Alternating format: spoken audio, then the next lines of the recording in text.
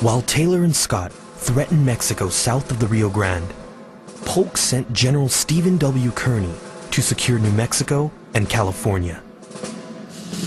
Stephen Watts Kearny is one of the career officers of the United States military. Came from a wealthy family. He's essentially a millionaire. Wouldn't have to be in the Army, but he enjoys it. Kearny planned to lead an army of 1,500 volunteers to the Mexican-controlled town of Santa Fe, and then move on to California. Hoping to gain control of Mexico's northern territories with as little bloodshed as possible, Kearny and Polk sought the cooperation of 3 separate groups. The few dozen Mexican military officers stationed in the regions, a few hundred Mexican citizens who had settled on the land, and thousands of Native Americans who had been fighting the Mexicans for years.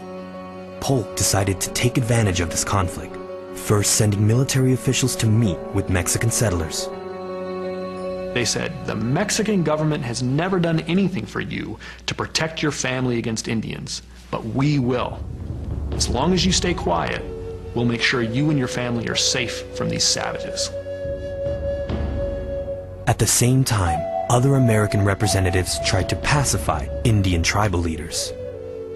There's a wonderful moment where one of the Navajo leaders, I think his name was Narbona, asks this representative that he's talking to, well, explain this to me.